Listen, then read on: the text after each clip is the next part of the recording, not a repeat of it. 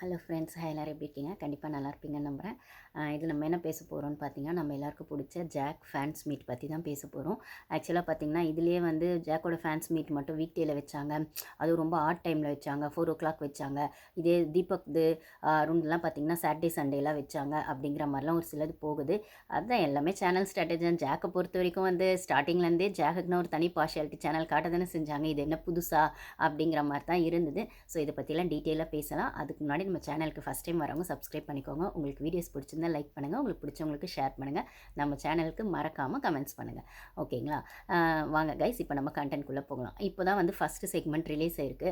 ஆக்சுவலாக இன்னும் கொஞ்சம் சீக்கிரமாக வீடியோ போடலான்னு நினச்சேன். பட் ஆனால் தைக்கீர்த்திகா அப்படின்ற பட்சத்தில் கொஞ்சம் பிஸியாக இருந்ததுனால கொஞ்சம் லேட்டாக போடுறேன். அட்ஜஸ்ட் பண்ணிக்கோங்க. சாரி. ஓகேங்களா? இப்போ வந்து பார்த்திங்கன்னா வந்து ஃபேன்ஸ் மீட்டில் வந்து ஆல்ரெடி அந்த ஃபேன்ஸ் மீட்டே வந்து டைம்லேருந்து ஆல்ரெடி ஃபஸ்ட்டு ஒரு டைம் சொன்னாங்க. நான் கூட 2 வீடியோ போட்டிருப்பேன். ஃபஸ்ட்டு 6:00ன்னு சொன்னாங்க. அதுக்கப்புறம் பார்த்தா 4:00 ஆட் டைமில் மாற்றினாங்க. அது மட்டும் இல்லாமல் வீக் டேயில் வச்சா எப்படி எல்லோரும் வருவாங்க அப்படிங்கிற மாதிரி இருக்குது. அட்லீஸ்ட் வரணும்னு நினைக்கிற இவங்க ஃபேன்ஸில் கூட ஒரு 10% கம்மியாக வாய்ப்பு இருக்குது வீக் டேவாக இருந்தால். இதே தீபக்லாம் பார்த்திங்கன்னா 2-3 நடந்திருக்கு. அதுலேயும் வந்து பார்த்திங்கன்னா அது சாட்டர்டே ஒன்று, சண்டே ஒன்று, மண்டே ஒன்று நடந்திருக்கு. அதுக்கப்புறம் பார்த்திங்கன்னா சௌந்தர்யாவுக்கு சாட்டர்டே நடந்துச்சு போல இருக்குது. ஸோ ஜாக்குக்கு மட்டும் ஏன் வீக்கெண்டில் வச்சிங்க, வீக்கெண்டில் வைக்கல, வீக் டேயில் வச்சிங்க அப்படிங்கிற மாதிரி போகுது. இதனால் நிறைய பேர் கொஞ்சம் டிசப்பாயின்மெண்ட் ஆனாங்க. இதில் அதுவும் இல்லாமல் ஆட் டைம் பார்த்தீங்க ஒரு 6:00 அப்படின்றது கூட சரி, ஓகே, ஆஃபீஸ் முடிச்சுட்டு வரவங்க இல்லை அவங்கவுங்க வேலை முடிச்சுட்டு வரவங்க 6:00 கூட அதுவே ஆட் டைம் தான். ஏன்னா மறுநாள் வேலைக்கு போனோம் அப்படின்னும் போது அதையும் மீறி இவங்க 4:00 வேறு வச்சுட்டாங்க அப்படின்னும் போது சொன்ன டைமை விட அதுவும் கரெக்டாக 2 நாள் முன்னாடி சொல்லியிருக்காங்க போல். மண்டே தான் இன்ஃபார்ம் பண்ணியிருக்காங்க, வெட்னஸ்டேக்கு அப்படின்னும் போது ஸோ பிளான் பண்ணுற ஆடியன்ஸு, பிளான் பண்ணுற ஃபேன்ஸ் கூட அது அவங்களுக்கு கம்ஃபர்டபுள் ஜோனில் இல்லை. ஸோ இதனாலேயே ஃபேன்ஸ் மீட்டுக்கு வரவங்களுக்கான அந்த அந்த ஒரு ரேஷியோ வந்து கம்மியாக வாய்ப்பு இருக்குது அப்படிங்கிற மாதிரி எல்லாருக்கும் ஒரு சிலருக்கு நிறைய கம்ப்ளைண்ட்ஸ் வருது. இதெல்லாம் நம்ம என்னங்க பண்ண முடியும்? நம்ம ஜாக்குக்கு வந்து சேனல்ஸ் வந்து பார்ஷியாலிட்டி காட்டுறது இது என்ன புதுசா? முதல்லேருந்தே அதை தானே பண்ணிருக்காங்க. இப்போ வந்து ஷோவே முடிஞ்சிச்சு, ஃபேன்ஸ் மீட்லேயே அதை தான் பண்ணுறாங்க அப்படின்னும் போது பிக் பாஸ் கொண்டாட்டத்திலே இது நடந்திருக்கு போல இருக்குது. பேருக்கு ஜாக்குக்கு ஏதோ ஒரு கிரீடை வச்சுட்டு குயின் மாதிரி அப்படின்னும் போது பண்ணும்போது அது பெருசாலாம் அந்தளவுக்கு கலப்பறை இல்லை. ஆனால் அதே முத்துக்கு, தீபக்கு, அப்புறம் ரஞ்சித்துக்கெல்லாம் பார்த்தீங்கன்னா, விஷாலுக்கெல்லாம் பார்த்தீங்கன்னா அந்தளவுக்கு கலப்பறை இருந்திருக்கு போல். ஏன்னா அவங்கெல்லாம் சேனலோட ப்ராடக்ட் அப்படின்னும் போது அப்போ ஜாக்கும் சேனல் ப்ராடக்ட் தானே அப்படின்னா அதுதான் அந்த உண்மை தான் புரியல. அது ஏன் அப்படிங்கிற மாதிரி. ஏன்னா ஜாக் வந்து ஆல்ரெடி ஒரு 3-4 இயர்ஸாக பெருசாக அவங்க வந்து ரொம்ப, அதாவது அவங்க அந்த ஃபீல்டில் வந்து ரொம்ப ஆக்டிவாக இல்லை, கொஞ்சம் டவுனாக இருந்தாங்க. அவங்களுக்கான இன்ட்ரெஸ்டிங் ப்ராஜெக்ட்ஸ் வரல, நான் ஆல்ரெடி சொல்லியிருப்பேன். இதுவே ஒரு ஒரு அவங்களுக்கான என்ன சொல்கிறது, அவங்களுக்கான விஷயத்தை சேனல் கொடுக்க ரொம்ப யோசித்ததுக்கான ஒரு காரணமாக இருந்ததான்னு தெரில. ஆனால் இந்த பார்ஷியாலிட்டி காட்டுறது கண்டிப்பாக நியாயம் இல்லை.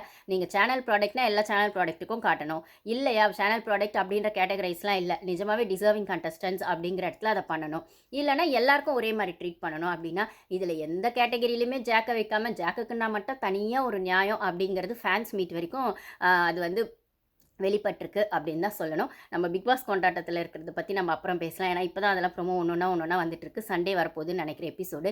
எனக்கு பெருசாக பார்க்க இன்ட்ரெஸ்ட் இல்லை. ப்ரொமோலாம் பார்த்தாலே கடுப்பாக இருக்குது. எல்லாம் தீபக்குது, ரஞ்சித்துது, அதுக்கப்புறம் பார்த்திங்கன்னா முத்துக்குமாரன் அப்படி தான் இருக்குது. இன்னும் ஜாக்குது பேருக்கு சொல்லி ஆகணுமே, இல்லைன்னா என்னது பிபி கொண்டாட்டத்தில் ஜாக்குக்கான இம்பார்ட்டன்ஸ் இல்லையா அப்படின்னு ஒரு கூட்டம் கிளம்பிடுவாங்களே அப்படிங்கிறதுக்காக பேருக்கு அந்த இடத்த ஜாக்குக்கான விஷயத்த சும்மா அப்படி லைட்டாக வந்துட்டு தொட்டுட்டு விட்ட மாதிரி தான் இருக்கே அப்படின்னு சொல்ல தோணுதே தவிர பெருசாக ஜாக்குக்கான ரெக்கக்னேஷன் கிடைச்ச மாதிரி எனக்கு ஃபீல் ஆகலை. அந்த ப்ரொமோலாம் பார்த்தா ப்ரொமோலே இப்படி இருக்குது அப்படின்னும் போது ஹைப் கொடுக்கறது அப்படிங்கிறது ப்ரொமோ தான். அந்த ப்ரொமோலே பெருசாக ஹைப் இல்லை அப்படின்னா உள்ள எபிசோடில் என்ன இருக்குன்னு எனக்கு தெரில. ஓகே, நம்ம அதையும் பார்த்துட்டு ரிவ்யூ பண்ணுவோம். ஓகேங்களா? Back to fans meet. Fans மீட்டில் என்ன அப்படின்னு சொல்லி பார்த்தீங்கன்னா வந்து ஃபேன்ஸ் மீட்டில் ஷோபனா அவங்க தான் வந்து ஆங்கரிங் பண்ணுறாங்க. கொஞ்சம் நல்லா இன்ட்ரெஸ்டிங்காக தாங்க இருந்தது. மோஸ்ட்லி பார்த்தீங்கன்னா கொஸ்டின்ஸ் எப்படி இருந்தது பார்த்தீங்கன்னா out of Bigg Boss show மாதிரி தான் இருந்தது. அதாவது மற்றவங்களுக்குலாம் பார்த்தீங்கன்னா சௌந்தர்யாவுக்கு, தீபக்லாம் அந்த ஷோவில் என்ன பண்ணீங்க, எப்படி அப்படிங்கிற மாதிரிலாம் ஒரு சில இதில் வந்தது. இவங்களுக்கு வந்து ஷோவை விட்டு என்ன சொல்கிறது, இவங்களோடது அந்த லவ் இருக்குது இல்லைங்களா, லவ் ரோல். அதாவது யுவராஜ் சார் இருக்கார் இல்லைங்களா, ஸோ அவங்களோட லவர் அதை பற்றின விஷயமாகவும், அதுக்கப்புறம் இவங்களுக்கான ஒரு சில டாப்பிக்கில் இவங்களுக்கான ஒப்பீனியன்ஸ் என்ன அப்படிங்கிற, அதாவது எக்ஸாம்பிள் லவ், அதுக்கப்புறம் வந்துட்டு அந்த பார்ட்னர்ஷிப் அப்படிலாம் வரும்போது அதுக்கான விஷயங்களை இவங்க மைண்டில் என்ன ஓடுது, அந்த தாட் ப்ராசஸ் பற்றின விஷயங்களாக தான் இருந்தது. நிறைய கேட்குறதுக்கு நல்லா இருந்தது. ஃபஸ்ட்டு கொஸ்டினே எதை பற்றி இருந்தது அப்படின்னு பார்த்தீங்கன்னா, அவங்க ஷோபனா கேட்டாங்க. சாரி கைஸ், எனக்கு உங்களுக்கே தெரியும் எனக்கு வந்து கண்டினியூஸாக பேசினா விக்கல் வரும்னு. சாரி, ஓகேங்களா? அட்ஜஸ்ட் பண்ணிக்கோங்க, ஓகேங்களா? நான் என்ன தான் தண்ணி குடிச்சிட்டு அது கொஞ்சம் பிரேக் எடுத்து பேசினாலும் அது கண்டினியூஸாக பேசும்போது அது வருது. நானே இப்போ வீடியோஸ் பண்ணும்போது அதை ரியலைஸ் பண்ணுறேன். ஆனால் சாதா டைமில் பேசும்போது வர்றதில்ல. பட் ஆனால் கண்டினியூஸாக ஒரு ஃப்ளோவில் பேசும்போது பார்த்திங்கன்னா வந்து அது விக்கிட்டே தான் இருக்குது என்ன தண்ணி குடித்தாலும். ஸோ நன்னுள்ள அந்த டிஸ்டர்ப் ஆச்சுன்னா சாரி கைஸ், ஓகேங்களா? அப்போ வந்து பார்க்குறாங்க அந்த ஃபஸ்ட்லேயே வந்து எப்படி ஆரம்பிக்கிறாங்க டாபிக்னு பார்த்திங்கன்னா, இப்போ ரொம்ப நாளாக வந்து நம்மளுக்கு ஒரு லவ் வேணும் நம்ம எதிர்பார்த்துட்டு இருப்போம் இல்லைங்களா? அதுக்காக ஏக்கப்பட்டுட்டு கூட இருக்கும் ரொம்ப நாளாக. நம்மளுக்கு இது கிடைச்சா நல்லா இருக்குமே, இந்த ஒரு ரெகக்னேஷன் கிடைச்சா நல்லா இருக்குமே, இந்த ஒரு அன்பு இந்த இடத்துலேருந்து கிடைச்சா நல்லா இருக்குமே அப்படிங்கிற மாதிரி யூ நீட் திஸ் லவ் அப்படிங்கிற மாதிரி ஒன்று ரொம்ப நாள் வந்து அதுக்காக யோசிச்சுட்டே இருந்திருப்போம். அப்படின்ற போது அது இப்போ உங்களுக்கு கிடச்சிருக்கு. இப்போ நீங்கள் பிஸியாக இருக்கீங்க அப்படிலாம் இருக்கிற பட்சத்தில் இப்போ வந்து அந்த லவ் வந்து உங்களுக்கு எப்படி பயமாக இருக்கா இல்லை கான்ஃபிடென்ஸ் கொடுத்துருக்கா அப்படிங்கிற மாதிரி கொஸ்டின் வைக்கிறாங்க. அப்போ வந்து அவங்க ரொம்ப தெளிவாக அதுக்கு பதில் சொல்கிறாங்க. இது எப்படி இருக்குது அப்படின்னா, இப்போ வந்து எனக்கு வந்து இந்த லவ் வந்து எப்படி இருக்குன்னா, அடுத்து என்ன பண்ண போகிறேன் அப்படிங்கிற இடத்துல யோசிக்க வச்சிருக்கு. ஏன்னா வந்து இப்போ என்ன பண்ணணும் யோசிக்க வச்சிருக்கு அப்படின்னா, என்ன பண்ணணும்னு ஓரளவுக்கு எனக்கு ஐடியா இருக்குது. ஏன்னா இதுக்காக நான் ரொம்ப நாள் ஏங்கியிருக்கேன். இப்போ எனக்கு அது கிடச்சிருக்கு. இதை வந்து அடுத்த லெவலுக்கு எப்படி கொண்டு போகிறது, அந்த லவ்க்கு எவ்வளோ ரெஸ்பான்சிபிலிட்டியாக எவ்வளோ உண்மையாக இருக்கணும் அப்படிங்கிறத வந்து பண்ணணுங்கிற புரிதல் வந்து எனக்கு இருக்குது. ஆனால் அது முடிஞ்ச அளவுக்கு என்னோட எஃபோர்ட் போட்டு பெஸ்ட்டாக நான் அதை கொடுப்பேன் அப்படிங்கிற மாதிரி சொல்கிறாங்க. ஸோ மோஸ்ட்லி அவங்க அடுத்தடுத்து கரியரில் வந்து அவங்களோட ஃபோக்கஸை வந்து இன்னும் ரெஸ்பான்சிபிலிட்டியோடவும் இல்லை ஜனங்க கிட்ட அவங்க வாங்கின இந்த லவ்வை எப்படி வந்து தக்க வச்சுக்கிறது அப்படிங்கிற இடத்துல ரொம்பவே வந்து என்ன சொல்கிறது பெஸ்ட்டாக அவங்களோட பொட்டென்ஷியலை போடுறதுக்கான விஷயமாகவும் நான் எல்லாத்தையும் பண்ணுறதுக்கு நான் ட்ரை பண்ணுவேன். I will try my best அப்படிங்கிற ஆங்கிளில் தான் அந்த ஆன்சர் சொன்னாங்க. ஸோ நிறைய படங்களோ இல்லை நிறைய டிவி ஷோஸோ இல்லைனா வந்துட்டு என்ன சொல்கிறது எப்படி அவங்க யூடியூப் சேனல் ஏதோ ஒரு வகையில் ஜனங்களை என்கேஜ் பண்ணுறதுக்கு சுவாரஸ்யமாக கொடுக்கறதுக்கு நான் வந்து என்னோடய பொட்டென்ஷியலை போடுறதுக்கு கண்டிப்பாக வந்து யோசிக்காமல் அதை நான் பண்ணுவேன். அந்த நம்பிக்கை எனக்கு இருக்குது அப்படிங்கிற மாதிரி. ஸோ ஆப்வியஸ்லி நிறைய இந்த இது வந்து ஒரு ரெஸ்பான்சிபிலிட்டி. இதை எப்படி பண்ணணும்னு எனக்கு ஒரு புரிதல் இருக்குது அப்படிங்கிற மாதிரி அது கிளாரிட்டி கொடுத்தாங்க. ஓகேங்களா? அதுக்கப்புறம் வந்து சர்ப்ரைஸ் கிஃப்ட் அப்படின்னு சொன்னாங்க. சரி, என்ன சர்ப்ரைஸ் கிஃப்ட் அப்படின்னு பார்த்தா அந்த இதில் பிளாஸ்மாவில் அந்த டிவியில் வந்து அவங்களோட என்ன சொல்கிறது சர்ப்ரைஸ் கிஃப்ட் அப்படின்னு சொல்லும்போது ஒரு கிஃப்ட் ரேப் மாதிரி ஒன்று கொடுக்குறாங்க. அது பிளாஸ்மா நான் அப்புறம் வரேன். அது கொஞ்சம் இன்ட்ரெஸ்டிங்காக அந்த பாட்டுக்கு நான் அப்புறம் வரேன். இப்போ வந்து கிஃப்ட் ரேப் மாதிரி ஒன்று கொடுக்குறாங்க. ரேப் வாங்கினோன்னே இவங்க கடகடன்னு வாங்கி பிரித்து பார்க்குறாங்க. பிரிக்கிறதுக்கு ட்ரை பண்ணுறாங்க. உடனே ஷோபனா வந்து சொல்கிறாங்க, இருங்க பிரிக்காதீங்க அப்படின்னா, இல்லைங்க எனக்கு கிஃப்ட்னா ரொம்ப பிடிக்கும், எனக்கு வாங்கணும்னு அதை பிரித்து பார்த்துடணும், ரொம்ப பிடிக்கும் அப்படின்னோடனே சௌந்தர்யாவும் இப்படி தான்ப்பா இருக்காங்க அப்படின்னு சொல்கிறாங்க ஷோபனா. ஒரே நாட்டி ஃப்ரெண்ட்ஸாக இருக்கீங்களா, அவங்களும் இப்படி தான் பண்ணுறாங்க, வந்தோடனே வாங்கி பிரித்து பார்த்துடணும் அப்படின்னு. ஸோ இவங்க பிரிக்கிறதுக்கு ட்ரை பண்ணும்போது ஸ்டாப் பண்ணி கொஞ்சம் கொஸ்டின்ஸ் கேட்குறாங்க. இது யார் கொடுத்துருப்பா, இது என்னவா இருக்கும் சொல்லுங்கள் அப்படின்னு சொல்லும்போது அதை அவங்க தொட்டு பார்த்துட்டு வந்து இது ஃப்ளவர்ஸ் மாதிரி இருக்குது, பூ மாதிரி இருக்குது, யார் கொடுத்துருப்பா அப்படின்னு. அப்புறம் ஆடியன்ஸ் சைட் ஃபேன் சைட்லேருந்து முத்து ராணுவலாம் சொல்ல முத்துவே எனக்கு ஃப்ளவர்ஸ் கொடுக்க போகிறான் அப்படின்றாங்க. அப்புறம் ராணவா அப்படின்னு யோசிக்கிறாங்க. இவங்க வந்து தீபக்கை சொல்கிறாங்க. தீபக்கெல்லாம் ஜாக்லின் யோசிச்சு பார்க்குற அளவுக்குலாம் அவருக்கு டைம் இல்லைங்க. அவர் முத்துவோட பாசமழையில் நனையிறதுக்கே அவருக்கு டைம் இல்லை. அதுக்கு மேலே ஜாக்லின் எங்கே யோசிக்க போகிறாரு அவர். இவங்க தான் ஜாக்லின் தான் தீபக் ப்ரோன்னு பண்ணிட்டு இருக்காரு. ஆனால் அவர் வந்து முத்துக்கு நல்லாவே வந்துட்டு சப்போர்ட் பண்ணிட்டு அண்ணன் தம்பி பாசத்தில் முத்துக்காக படத்துலலாம் போய் சான்ஸ் கேட்குற அளவுக்கு அவர் போயிருக்காரு. அதே சான்ஸை தங்கச்சிக்காக ஜாக்லினுக்கு கேட்டிருக்கலாம். இல்லை விஜய் டிவியில் ஒரு 3-4 வருஷமாக அவங்களுக்கான சரியான ப்ராஜெக்ட்ஸ் இல்லை, அவங்க டவுனாக இருக்காங்க அப்படிங்கிற இடத்துல தீபக் வந்து ஜாக்லினுக்கு சப்போர்ட் பண்ணியிருக்கலாம், செஞ்சுருக்கலாம். பட் ஆனால் அப்போல்லாம் எதுவும் பண்ண தரல. ஆனால் என்ன சொல்கிறது, யாரோட சப்போர்ட்டுமே இல்லாமல் அந்த 3-4 வருஷமே அவங்க வந்து பெருசாக ஒர்க்கில் இல்லைனாலுமே தனியாக ஒரு இது மாதிரி கூட வேன்னா இல்லை ஒரு சின்ன ரெஸ்டாரண்ட்லாம் கூட ஆரம்பித்த மாதிரிலாம் அவங்க யூடியூப் வீடியோ ஜாக் அண்ட் சில் வந்து யூடியூப் சேனல் பார்த்தீங்கன்னா உங்களுக்கு தெரியும். ஸோ அவங்களுக்கு வந்து ப்ரொஃபஷ்னலாக பெருசாக வந்து ஒரு க்ரோத் இல்லாத டைமில் அந்த டிப்ரெஷனில் தான் அவங்க யூடியூப் சேனல் ஆரம்பிக்கிறாங்க. அந்த யூடியூப் சேனலுமே அந்த ரெஸ்டாரண்ட் மாதிரிலாம் ஆரம்பிச்சுட்டு எதுவுமே சரியாக ஒர்க் அவுட் ஆகாமல் அந்த டைமில் பிக் பாஸ் வர பட்சத்தில் அவங்க இந்த ஆப்பர்ச்சுனிட்டியை யூஸ் பண்ணிக்கிறாங்க அப்படின்னு அவங்களே சொல்லியிருப்பாங்க. அப்படின்னும் போது ஆனால் சேனலில் 20 வருஷமாகவும் சீனியர் ப்ராடக்டாக இருக்க தீபக் நினச்சிருந்தா ஏதோ ஒன்று பண்ணியிருக்கலாம். இல்லை மேபி அவங்ககிட்ட கேட்கலையான்னு கூட தெரில. ஆனால் முத்துக்குமார் ரொம்ப ஸ்மார்ட்டுங்க. அவர் வந்து கேம் நீங்கள் நல்லா யோசிச்சிங்கன்னா தெரியும், கேம் முடியறதுக்கு ஒரு 3-4 வாரம் முன்னாடியே, அதாவது அந்த ஃப்ரீஸ் டாஸ்க்கு ஒரு 1 வீக் முன்னாடி இருந்தே தீபக்கை நல்லா காக்கா பிடிக்க ஆரம்பிச்சிருவார் முத்து. அதனால தான் அவர் நாமினேட்டும் பண்ணல, தீபக் எதுக்கும் இல்லை. ஏன்னா அவர் வந்து அந்த விஜய் டிவி ப்ராடக்ட்டில் சீனியர் ப்ராடக்ட் அப்படின்றதும் தெரியும். அப்படிங்கிற பட்சத்தில் அவங்க ஒய்ஃபோ ஏதோ ஒரு நல்ல ஃபேமில் இருக்காங்க அப்படின்னும் போது அவரோட ஃப்ரெண்டு வந்து சஞ்சீவ் பிரீத்தி கேட்கவே வேணாம், அவங்களுமே நல்ல ஒரு லீடிங் ஒரு விஜய் டிவி ப்ராடக்ட்ஸாக தான் இருக்காங்க அப்படின்னும்போது, ஆல்ரெடி அவங்க பிரீத்தி கூட வந்து சன் டிவிலயுமே நல்ல சீரியல் நான் சொல்லியிருக்கேன். பொம்மலாட்டம்லாம் பண்ணியிருக்காங்கன்னும்போது, சரி இது சீரியல் சைடுக்கு மட்டும் தானா அப்படின்னு சொன்னா அப்படி கிடையாது. படத்துக்கான எல்லா மோஸ்ட்லி நெறைய கான்டாக்ட்ஸ் வந்து தீபக் கிட்ட இருக்கு. தீபக் கிட்ட இருக்குன்றத விட சஞ்சுவோட ஃப்ரெண்ட் யாரு? நம்மளோட விஜய் சாரு, தளபதி அப்படின்னும்போது, இந்த கான்டாக்ட்ஸ் எல்லாம் எப்படி வாங்குனா, எங்க போயிட்டு என்ன பண்ணலாம் அப்படின்றத முத்து உள்ள உட்காந்து மைண்ட் கால்குலேட் பண்ணி சூப்பரா பிக் பாஸ் இப்போ வந்து ஆல்மோஸ்ட் ஃப்ரீ ஸ்டார்ஸ்க்கு வந்துருச்சு. ஓரளவுக்கு நான் என்னோட பொட்டன்ஷியல் என்ன போடணுமோ போட்டாச்சு. நான் தான் ஓரளவுக்கு வின்னர்னு அவர் அங்கேயே கெஸ் பண்ணிட்டாரு, சென்ஸ் பண்ணிட்டாரு. எப்பன்னா ஃப்ரீ ஸ்டார்ஸ்க்கு வர்றதுக்கு ஒரு 1 வீக் முன்னாடியே. அதனால தான் ஃப்ரீ ஸ்டார்ஸ்க்கு வரும்போதுமே தீபக்கோட ஒய்ஃப் ஃபேமிலி வந்தோடனே அந்த இடத்துல ரொம்ப ஸ்ட்ராங்காக போய் உக்காந்துட்டாரு. அதுக்கப்புறம் தீபக் ஒய்ஃப் பற்றியே ஒரு வாரம் புராணம் பேசி பேசி தீபக் அண்ணா ஃபேமிலி பற்றி அந்த ஒரு வாரத்தில் தான் அவர் தீபக் அண்ணான்னு ஹைப் கொடுத்துருப்பாரு. நீங்கள் நல்லா கவனிச்சிங்கன்னா தெரியும். அதுக்கு முன்னாடி தீபக் கூட க்ளோஸ் ஆக ஆரம்பிச்சிட்டாரு. ஏன்னா இந்த ஃப்ரீ ஸ்டார்ஸ்க்குலாம் அவங்க ஒய்ஃபும் ஃபேமிலியும் உள்ளே வருவாங்கன்னு தெரியும். அவங்க ஒய்ஃபும் ஃபேமிலியும் உள்ளே வந்துட்டாங்கன்னா தீபக்கும் முத்துவும் க்ளோஸாக இருக்கிறத பார்த்துட்டு வெளில போய் அவங்க அந்த ஒரு எப்படி சொல்கிறது அந்த பாண்டிங் பற்றியோ இல்லை அது வந்து இன்னும் கொஞ்சம் ஹைப் வெளில வரும் ஃப்ரீ ஸ்டார்ஸ்க்கு அப்புறம் அப்படிங்கிறது அவருக்கு தெரியும். சரி அதுக்கப்புறம் ஷோ முடிஞ்சு வெளில வந்தோடனே என்ன பண்ணுறது அப்படின்னு எல்லாரும் யோசிச்சுட்டு இருக்கும்போது இல்லை வந்ததுக்கப்புறம் யோசிச்சிக்கலான்னு பண்ணும்போது இவரோட ஸ்மார்ட்னஸ் இவர் உள்ளேயே அதை நல்லா யோசிச்சுட்டு தீபக் அண்ணா கூட நல்லா ஒட்டிக்கிட்டு வெளியில் வந்த அப்புறமும் அந்த பாண்டிங் அப்படியே கண்டினியூ பண்ணுற மாதிரி ஒன்று பண்ணிட்டு படத்துக்கான சான்ஸ் எல்லாம் கேட்டு இப்போ வந்து தீபக்கை வச்சு அதை மூவ் பண்ணுறாரு. இது பிக் பாஸ் கொண்டாட்டத்திலே ஒரு சீன் வருது. ப்ரொமோவில் நீங்கள் பார்த்தீங்களான்னு தெரில. சமுத்திரகனி சாரே வந்து தீபக் ஒரு ஹைப் கொடுக்குறாரு. நீ என்கிட்ட சான்ஸ் கேட்டு வந்தது உனக்காக கேட்டு வரல, தம்பி முத்துக்குமரனுக்காக கேட்டு வரும்போதே நீ சூப்பர் தீபக் அப்படின்னு சமுத்திரகனி சார் டைரக்டர் ஆக்டர் இருக்காரு இல்லைங்களா, அவரே சொல்கிற மாதிரி வரும்போது அப்போ இத்தனை வருஷமாக தீபக் வந்துட்டு அவருக்கான சான்ஸே கேட்டே இருக்க மாட்டாரா படத்தில்? இல்லை சஞ்சீவ் அதுக்கான சான்ஸ்க்கு ட்ரை பண்ணியிருக்கவே மாட்டாரா படத்தில் வர்றதுக்கு? விஜய்க்கு ஆக்டர் விஜயோட க்ளோஸ் ஃப்ரெண்டு சஞ்சீவுக்கு ஃப்ரெண்டு தான் தீபக் அப்படின்ற வர பட்சத்தில் நீங்கள் வந்து இவங்க 2 பேருமே பெருசாக சினி ஃபீல்டில் ஒர்க் அவுட் ஆகலை அப்படின்னும் போது ட்ரை பண்ணி கிடச்சிருக்காது. இல்லை இவங்களுக்கு இன்ட்ரெஸ்ட் சஞ்சீவுக்கு இன்ட்ரெஸ்ட் இருக்கா இல்லையான்னு எனக்கு தெரியல. ஆனால் தீபக்கு இன்ட்ரெஸ்ட் எதுவும் பெருசாக அவருக்கு கிடைக்கல அப்படிங்கிற மாதிரி தெரியும் போது இவங்க 2 பேரும் முத்துக்குமரனுக்காக இவ்வளோ சப்போர்ட் பண்ணுறாங்க அப்படின்னும் போது ஏதோ ஒன்று என்ன சொல்கிறது ஒரு செயின் எஃபெக்ட் அப்படின்னு தான் சொல்லணுமே. அங்கே தொட்டு இங்கே தொட்டு இப்போ வந்து முத்துக்குமரன் வந்து படத்தில் நடிக்கிறதுக்கு தீபக்கை யூஸ் பண்ணிக்கிறதுக்கு அப்படிங்கிற இடத்துல அண்ணன் தம்பி பாண்டிங் அப்படிங்கிற மாதிரி ஒன்று கிரியேட் பண்ணார். இவ்வளோ ஸ்மார்ட் மூவ் பண்ண தீபக் இவர் முத்து வந்து நம்ம டைட்டில் வின்னர் ஆக்கியிருக்கோம் அப்படின்னா அவரோட அந்த ஸ்மார்ட் மூவ் ஓகே தான்.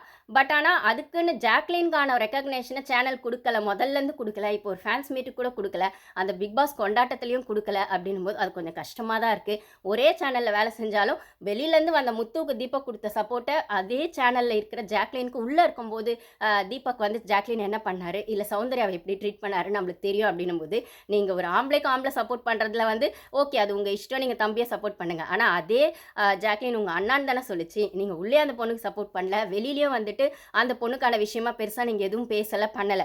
அட்லீஸ்ட் அன்லஸ் அதர்வைஸ் அந்த கொஸ்டினை யாராச்சும் ஆங்கரிங் ஆங்கர்ஸ் எடுத்து வச்சாங்கன்னா ஓகே நல்ல பிளே தான் அப்படின்னு சொல்லுவீங்களே தவிர, ஆனால் வாய்க்கு 300 தடவை வார்த்தைக்கு 300 தடவை முத்து புராணம் தான் பாடிட்டு இருக்கீங்க அப்படின்னா அது உங்கள் இஷ்டம். பட் ஆனால் ஜாக்லின்கான எந்த சப்போர்ட்டும் இல்லாமல் அவங்க இங்கே வந்து நின்றுருக்காங்கன்றது தான் யதார்த்தமான உண்மை. இது வந்து ஃப்ரீ ஸ்டார்ஸ்கில் ஜாக்லினோட அம்மா உள்ளே வரும்போதே தீபக் தான் போய் ஃபஸ்ட்டு கூப்பிட்டு போகும்போதுமே அவங்க அம்மா எவ்வளோ ஃபீல் பண்ணுவாங்க அப்படின்னா இதெல்லாம் நம்மளுக்கு எபிசோடில் வரல, நான் இன்னைக்கு சொல்லணும்னு நினச்சாத. ஏன்னா இவர் பேச்சு முத்துன்னு சொல்கிற இடத்துல இப்போ இந்த கிஃப்ட் கொடுத்தோன்னுமே ஜாக் கூட வந்து தீபக் அண்ணாவா இருக்குமா அப்படின்ற மாதிரி அந்த மைண்டு போகும்போது அண்ணான்ற பாஸ்தா அந்த பொண்ணு உண்மையாக கொடுத்துச்சு, இல்லை அங்கே பழகின எல்லாருக்குமே அந்த பொண்ணு அந்த உண்மையான அக்கறை கொடுத்துச்சு அப்படின்னா இந்த பொண்ணு மேலே யார் உண்மையான அக்கறை காட்டினாங்கன்னா அது கண்டிப்பாக யாருமே இல்லைங்கிறது தான் யதார்த்தமான உண்மை. சௌந்தர்யா கூட சம்டைம்ஸ் சண்டை போட்டிருக்காங்க, ஆனால் ரயானும் ஏதோ ஒரு இடத்துல சப்போர்ட் பண்ணியிருக்காரு அப்படின்னும் போது அவங்களுக்கு குறைஞ்சபட்சம் அந்த கேரிங்கும் அந்த லவ்வும் கிடச்சது ரயான் கிட்டேயும் சௌந்தர்யா கிட்டேயும் தானே தவிர மற்ற யார்கிட்டையுமே இல்லை. ஆனால் இந்த பொண்ணு எல்லாருக்கும் ஒரே மாதிரி தான் கொடுத்துருக்கு அப்படிங்கிறது தான் உண்மை. மஞ்சரி கூட இப்போ கொஞ்சம் க்ளோஸாக இருக்காங்க, அது பார்க்க நல்லா இருக்குது. ஓகேங்களா? இந்த இடத்துல ஜாக்லினோட அம்மா உள்ளே வரும்போதே தீபக் ஏதோ அவங்க கை பிடிச்சி அப்படி கூட்டிகிட்டு வரும்போதே அவங்களுக்கு வந்து தீபக் மேலே ஒரு கோவம் இருந்ததுன்னு நினைக்கிறேன் ஜாக்லினோட அம்மாவுக்கு. ஏன்னா ஜாக்லினை காலில் விழ வச்சு சாரி கேட்டது அருண் பண்ணாலுமே அதை தீபக்காக தான் பண்ணாருன்னு அருண் தீபக் நல்லா தெரிகிற பட்சத்தில் நீ ஏன்டா இதை பண்ண, எனக்கு தேவைன்னா நானே பண்ணியிருப்பேன் அப்படிங்கிற மாதிரி அங்கேயும் ஒன்றும் தீபக் சொல்லலை. நான் ஒன்றும் அவனை கேட்க சொல்லவே இல்லையே, நான் கேட்கலையே சாரி அப்படின்னும் போது நீங்கள் கேட்கல, ஆனால் நீங்கள் ஒரு ஆளை வச்சு கேட்க வச்சிங்க, இல்லை உங்களுக்காக ஒரு ஆள் கேட்குறாங்க அருண் அப்படின்னு சொல்கிற பட்சத்தில் நீங்கள் 2 பேருமா சேர்ந்து ஒரு பொண்ணோட செல்ஃப் ரெஸ்பெக்ட் அடி வாங்குற மாதிரி ஒரு விஷயம் பண்ணீங்க அப்படின்னு சொன்னால் அந்த இடத்துல அந்த பொண்ணு ரொம்பவே டென்ஷனாகி அந்த வாரம் ஃபுல்லாக அவ்வளோ ஃபீல் பண்ணிச்சு அழுதுச்சு அப்படின்னு சொன்னால் அவங்க ஜாக்லின் அழுதது அவங்க அம்மாவுக்கு ரொம்பவே ஹர்ட் ஆச்சுன்னு அவங்க உள்ளே வந்து சொல்லியிருப்பாங்க. ஸோ அவங்க 2, 3 இடத்துல மட்டும் தான் அவங்க அவங்க பொண்ணு ரொம்ப அழுதத ஃபீல் பண்ணா. ஒண்ணு அந்த கால்ல விழுந்து அழ வச்சது. இன்னொன்னு வந்து அந்த வொர்ஸ்ட் பெர்ஃபார்மர்ன்னு சொல்லி அந்த உப்பு இல்லாம சாப்பாடு சாப்பிட்டது அப்படின்ற ஒரு கேட்டகரி. அப்படின்னு வரும்போது, அந்த இடத்துல தான் வந்துட்டு, "நீ அழுத அந்த 2, 3 நாள் நான் கூட சாப்பிட்டேன். எனக்கு ரொம்ப கஷ்டமா இருந்தது." அப்படின்லாம் அவங்க அம்மா சொல்லியிருப்பாங்கன்னா, அந்த ஃப்ரீ ஸ்டாஃப்க்குள்ள வரும்போதே அவங்க தீபக்க பார்த்து ஒரு வார்த்தை சொல்லியிருப்பாங்க. என்னன்னா, "என் பொண்ணு யார் சப்போர்ட்டும் இல்லாம இந்த இடத்துக்கு வந்து நின்னுருக்கா. அவளுக்கு யாருமே சப்போர்ட் இல்ல. யார் சப்போர்ட்டும் இல்லாம என் பொண்ணு இங்க வந்திருக்கா." அப்படின்னு சொல்லும்போது தீபக் மூஞ்சி மாறிடும். இது வந்து லைவ்ல வந்துச்சு. எபிசோட்ல வரல. ஏன்னா, தீபக் வந்து சப்போர்ட் நீங்க பார்த்தீங்கன்னா, உள்ள உள்ளருந்து வெளில வந்தோனே தீபக் போட்ட விஷயம் அந்த கிளிப்பிங்ஸ்ல எல்லாமே சேனலோட கிரியேட்டிவ் ஹெட் பாலா, பிரதீப் என்னென்னமோ பேர் சொல்லுவாரு அவரு. இவங்களோட சப்போர்ட்ல தான் வந்து எனக்கு நல்லா இருந்தது. இவங்கலாம் சப்போர்ட் பண்ணாங்க, செஞ்சாங்க அப்படின்னும்போது, ஜாக்லின் அந்த மாரி யார் பேருமே சொல்லல. ஏன்னா, ஜாக்லினுக்கு யாருமே சப்போர்ட் பண்ணல. அப்போ சேனலோட சப்போர்ட் ஏதோ ஒரு இடத்துல தீபக்குக்கு இருக்க போய் தான் அவர் சரியா ஆடினாரு, ஆடல. Safe game ஆடினாரு, ஆடல. நாமினேஷன்ல வந்தாரு, வரல. ஏன் அருணுக்கும் தீபக்கும் பஞ்சாயத்துல கூட அருணோட தப்ப மட்டும் தான் இவங்க ஹைப் எடுத்து காமிச்சாங்களே தவிர, தீபக் ஒண்ணுமே பண்ணல அப்படிங்கிற மாரி தான் சட்டில் ஆக்கி விட்டுட்டாங்க. அப்படின்னா, தீபக்க நல்ல பேரோட வெளில கொண்டு வரணுன்ற சேனலோட பாலிடிக்ஸா இருக்கிற பட்சத்துல, சேனல் சப்போர்ட்ல தான் தீபக் உள்ள இருந்தாரு அப்படின்னு சொன்னாக்கா, இப்ப இந்த இடத்துல சேனல் சப்போர்ட்டும் இல்லாம, உள்ள இருக்க கண்டஸ்டன்ட் சப்போர்ட்டும் இல்லாம, ஏன் ஹோஸ்ட் சப்போர்ட்டுமே இல்லாம, ரிவ்யூவர்ஸ் சப்போர்ட்டுமே இல்லாம, அந்த பொண்ணு தனியா உள்ள இருந்துச்சு அப்படின்னு சொன்னா, அது ஒரு அம்மாவா அவங்களுக்கு எவ்வளோ வலிச்சிருக்கும். ஜாக்கோட அம்மாக்குன்னும்போது தீபக்க பார்த்து தான் அவங்க அந்த வார்த்தைய சொல்லுவாங்க. என் பொண்ணு யாரோட சப்போர்ட்டும் இல்லாம இந்த இடத்துக்கு வந்திருக்கா. அது எனக்கு ரொம்ப பெருமையா இருக்கு அப்படின்னு சொல்லும்போது, தீபக்கோட மூஞ்சே மாறிடும் அப்படின்னா, இன்னுமே அண்ணா அண்ணான்னு சொல்லிட்டு இந்த பொண்ணு அவங்கள நம்புது. ஆனா, அவரு எந்த இடத்துல இந்த பொண்ண பத்தி ஒரு நிமிஷம் கூட யோசிச்ச மாரிலாம் தெரியல. பத்தா குறைக்கு அவங்க ஒய்ஃப் வந்து வெளில வந்து சௌந்தர்யாவும் குறை சொல்லி பேசியிருக்காங்க. அருணையும் குறை சொல்லி பேசியிருக்காங்க. என்னவோ இவங்க ஹஸ்பண்ட் தப்பே செய்யாத மாதிரி, இவங்க ஹஸ்பண்டும் தப்பு செஞ்ச விஷயம்லாம் மஞ்சரி விஷயத்துல இருக்கு, ஜாக்லின் விஷயத்துல இருக்கு, சௌந்தர்யா விஷயத்துல இருக்குன்னா, ஏன் அருண் விஷயத்துலயுமே இருக்கு அப்படின்னா, அத சொல்லாம விட்டுட்டு வெறுமனே இவங்க சைடுல இருக்கிறத மட்டும் சொல்றாங்கன்னா, இதுக்கு சௌந்தர்யா அப்பா எவ்வளவோ மேலு. எல்லார் பக்கமே தப்பு இருக்கு அப்படின்னாலுமே, அந்த பொண்ண வந்து டீஸ் பண்ண இடத்துல விஷாலுக்கு இருக்கு, ஜெஃப்ரிக்கு இருக்கு. ஏன் அத கேட்காத இடத்துல தீபக்குமே இருக்குன்னா, அதெல்லாம் சொல்லாம தன் பொண்ணு மேல இருக்க தப்ப சொன்னார்னா, இந்த இடத்துல எவ்வளவோ பெஸ்ட் சௌந்தர்யாவோட அப்பா அப்படின்னு தான் சொல்லணும். ஸோ இது ஒரு பக்கம் இருக்கிற பட்சத்துல, இதுல வந்து அந்த ஃப்ளவர ஃப்ளவர் மாரி இருக்கு. ஆனா தீபக் குடுத்துருப்பாரு அப்டின்னா, கன்ஃபார்மா அப்டின்னு சொல்றாங்க. அத ஓப்பன் பண்ணி பார்க்குற இடத்துல பார்த்தீங்கன்னா, அது வந்து என்ன இருக்குன்னு பார்த்தீங்கன்னா, ரொம்பவே சர்ப்ரைஸ் தான். நம்ம யாருமே எதிர்பார்க்காத சர்ப்ரைஸு. கொத்தமல்லி இருந்துச்சுங்க. அதனால தான் தொட்டு பார்க்க அது ஃப்ளவர் மாரி இருந்துச்சு. சரி கொத்தமல்லியா அப்டின்னும்போது அவங்க ஃபேஸே டக்குன்னு மாறிடுச்சு ஜாக்குக்கு. சரி என்னடா இது கொத்தமல்லி குடுத்துருக்காங்க அப்டின்னு சொல்லி சோபனா வந்து சொல்றாங்க. இது நான் தாங்க குடுத்தேன். நான் எப்படிங்க இருக்குன்னா, நல்லா இருக்கு அப்டின்றாங்க ஜாக்கு. நிஜமா நல்லா இருக்குங்க. இது நான் தாங்க குடுத்தேன் அப்டின்றாங்க. ஸோ ஷோபனா தான் அத குடுத்த மாரி சொல்றாங்க.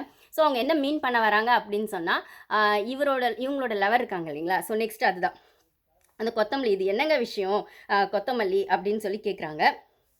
அப்புறமா அவங்க 2 பேருக்குமான அதாவது யுவராஜ்க்கும் உங்களுக்கும் அதான் இவரோட லவர் இல்லைங்களா? அவங்களுக்கும் உங்களுக்குமான அந்த பாண்டிங் எங்க ஸ்டார்ட் ஆச்சு? அப்படிங்கிற மாரி எங்க ஆரம்பிச்சது? அப்படின்னு சொல்லி கேட்குறாங்க. அப்போ வந்து அவங்க அழகா சொல்றாங்க, ஃப்ரெண்ட்ஷிப் அப்படின்னு சொல்றாங்க. ஃப்ரெண்ட்ஷிப்ன்ற இடத்துல தான் ஸ்டார்ட் ஆச்சு அப்படின்னு சொல்றாங்க. சரி அப்புறம் அவர பத்தி சொல்லுங்க அப்படின்னு கேட்குறாங்க. அது வந்து அவங்க என்ன சொல்றாங்கன்னா, இது வந்து எப்படின்னா நாங்க 2 பேரும் ஷூட்ல தான் ஃபர்ஸ்ட்டு மீட் பண்ணோம். அதுக்கப்புறம் வந்து பார்த்தீங்கன்னா, இத பத்தி பேசணும் நெறைய எலாபரேட் பண்ணி பேசுறதுக்கு நெறைய இருக்கு. ஆனா ஓரளவுக்கு நான் சிம்பிளா ஒரு பாயிண்ட்ல சொல்லணும்னா, ஒரு மேல் வந்து ஃபீமேல் பாயிண்ட் ஆஃப் வியூல வந்து ஒரு ஒரு விஷயத்தையும் பார்த்தா எப்படி இருக்குமோ, அந்த மாரி பாயிண்ட் ஆஃப் வியூல பார்க்கக்கூடிய ஒரு ஆண் தான் வந்து யுவராஜ் அப்படின்ற மாரி அழகா சொல்றாங்க. அதாவது தான் ஒரு ஆணா இருந்தாலும், அந்த இடத்துல ஒரு பொண்ணோட பெர்ஸ்பெக்டிவ்லேருந்து அந்த விஷயத்த பண்ணா, அது எப்படி இருக்கும், இல்ல பார்த்தா எப்படி இருக்கும்ன்ற புரிதலோட அந்த விஷயத்த அணுகக்கூடியவர் அப்படிங்கிற மாரி தான் அவங்க சொல்றாங்க. இது ரொம்ப அழகான எக்ஸ்ப்ளனேஷனா எனக்கு தோணுச்சு. மோஸ்ட்லி எல்லா ஆணுமே பார்த்தீங்கன்னா, தன்னோட ஈகோவ வச்சுக்கிட்டோ, தன்னோட ஆண்தனத்த வெளிப்படுத்தணுன்ற அந்த ஒரு விஷயத்த தான் ஃபோக்கஸ் பண்ணுவாங்களே தவிர, இந்த இடத்துல அந்த ஒரு பொண்ணோட பாயிண்ட் ஆஃப் வியூல இது எப்படி இருக்கும்? அப்படிங்கிற இடத்துலருந்து பார்க்கறது அப்படின்னும்போது, அது ரொம்பவே பெரிய விஷயங்க. அது ரொம்ப மெச்சூர்டான ஜென்ஸால மட்டும் தான் செய்ய முடியும். இப்போ ஒண்ணுமே இல்ல. ஃபார் எக்ஸாம்பிள் சொல்றேனே, அந்த தீபக்கோட கேப்டன்சி கூட பெஸ்ட்டா இருந்ததுன்னு சொல்ற இடத்துல, அவர் வந்து தீபக்கு, மஞ்சரிக்கு, பவித்ராக்கு ஒரு கேப்டன்சி டாஸ்க் நடக்கும் இல்லைங்களா? அதுலயுமே பவித்ராவும் வின் பண்ணணும்னு கஷ்டப்பட்டு அந்த இடத்துக்கு வந்து நிக்கிறாங்க. மஞ்சரியும் அவங்க எஃபோர்ட்ட போடுறாங்க அப்படின்னும்போது, இதுல அதே ஈக்குவல் எஃபோர்ட்டுக்கு தீபக்கும் ட்ரை பண்றாரு அப்படின்னா, அந்த இடத்துல இவரு வந்து அந்த கேன தள்ளி விட்டது இவர் கெத்துக்காக பண்ணது. ஒரு ஆம்பளத்தனத்துக்கான அந்த ஈகோவோட அது கெத்துக்காக பண்ணது.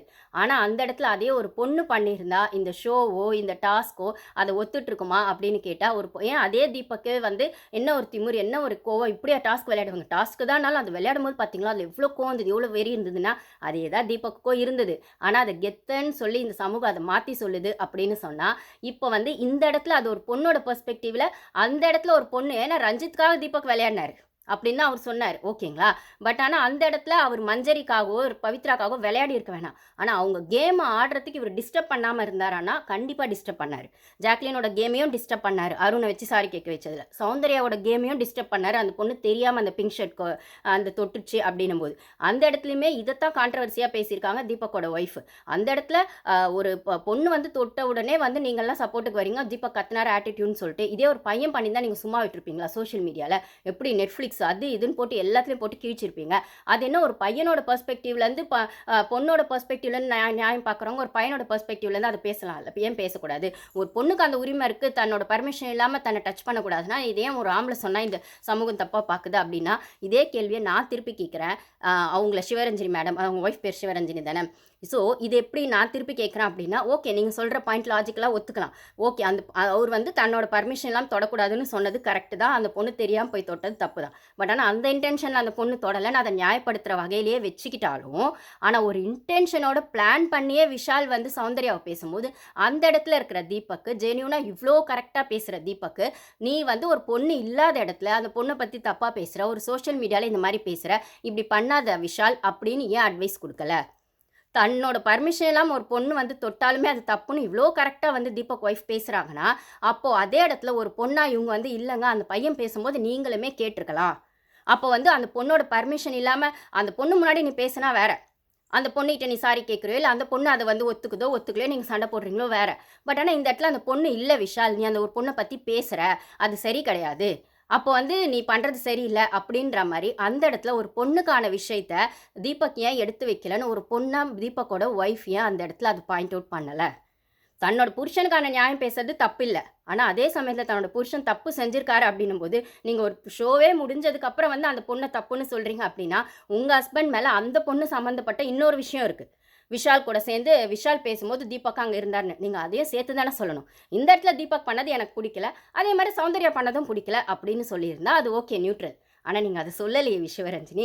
அப்படி இருக்கிற பட்சத்தில் ஒரு ஆணுக்கான நியாயம் ஒரு இடத்துல நிற்கும்போது ஒரு பொண்ணுக்கான நியாயம் டக்குன்னு கிடைக்குதான்னு கேட்டால் அது கஷ்டப்பட்டால் தான் கிடைக்குது அப்படிங்கிறது யதார்த்தமான உண்மைனா, இந்த இடத்துல சௌந்தர்யாக்கான ஒரு நியாயம் ஏதோ ஒரு இடத்துல ரன்னராக அவங்களுக்கு கிடச்சிதுன்னா, ஜாக்லின்கான நியாயம் அவங்க வின்னரும் ஆகலை ரன்னரும் ஆகலை, டாப் 3லேயும் வரலை.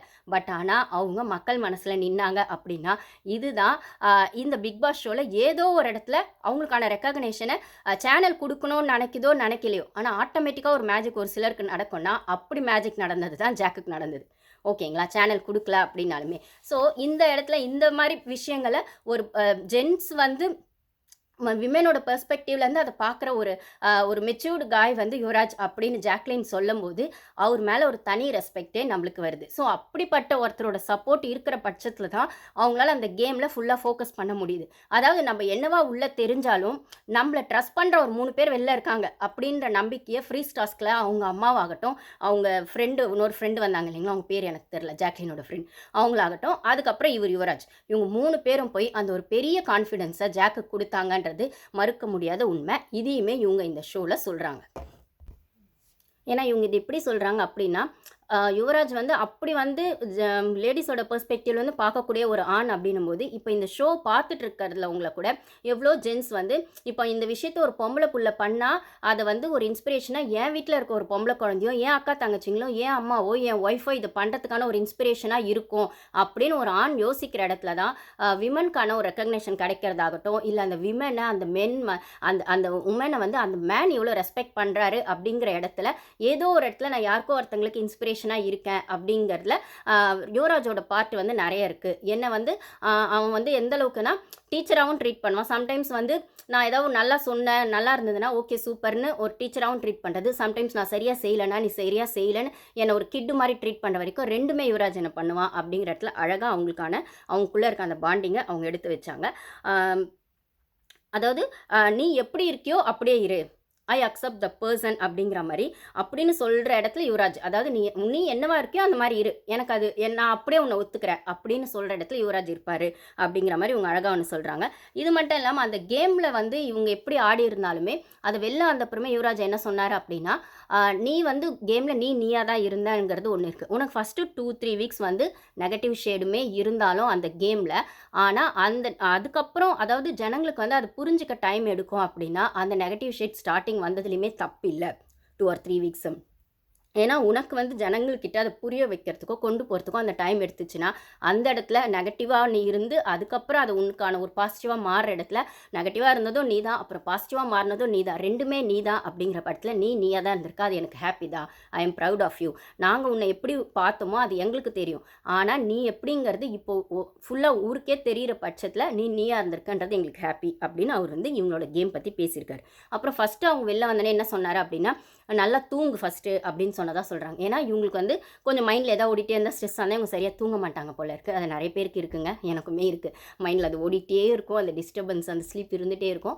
ஸோ வந்து இப்போ பிக் பாஸில் அந்த டென்ஷன்லாம் அவங்க இருந்ததுனால நீ ஃபஸ்ட்டு நல்லா தூங்க, அதுக்கப்புறம் பேசிக்கலாம் அப்படிங்கிற மாதிரியும் அவர் சொல்லியிருக்காரு. ஒன்று. அதுக்கப்புறம் வந்து நீங்கள் வந்து வெளில வந்தோடனே உங்களுக்கு நெகட்டிவ்ஸ்லாம் நீங்கள் பார்த்தீங்களா, அந்த மாதிரிலாம் எதாவது உங்களுக்கு டிஸ்டர்ப் ஆச்சா அப்படின்னு சொல்கிற பட்சத்தில் இன்னொரு அழகான விளக்கத்தை அவங்க கொடுக்குறாங்க. என்ன சொல்கிறாங்க அப்படின்னா, இந்த மாதிரி வந்து என்னை சுற்றி ஒரு 3 ஷீல்டு இருக்குது. என் அம்மா, என் ஃப்ரெண்டு, என் அம்மா, என் தம்பி, அப்புறம் யுவராஜ். அதாவது இவங்க 3 ஷீல்டு எப்படின்னா, எனக்கு அந்த நெகட்டிவ் ஷேடே எனக்கு வந்து தெரியவே தெரியாத அளவுக்கு அதை ஹைட் பண்ணுறாங்க. ஸோ நான் இது வரைக்கும் வந்து பார்த்ததுல எல்லாமே பாசிட்டிவ் தான் பார்த்துருக்கேன். அப்படியே 1-2 எனக்கு வந்து கண்ணில் பட்டாலுமே முடிஞ்ச அளவுக்கு அதை அவங்க மறைக்க தான் ட்ரை பண்ணியிருக்காங்க. அப்படின்னும் போது நான் இது வரைக்கும் பார்க்கல நெகட்டிவே. ஏன்னா என்னை சுற்றி இருக்க ஷீல்டு வந்து அது அப்படி அதாவது அவங்க 3 பேரே தான் அவங்க மீன் பண்ணுறாங்க. எனக்கு வந்து அந்த நெகட்டிவே வந்து என்கிட்ட அந்த வைபே வராத அளவுக்கு இவங்க அந்த ஒரு 3 பேரும் 3 ஷீல்டாக இருந்தால் அது வந்து அது ஒரு சேஃப் ஜோனில் என்னை வைப்பாங்க.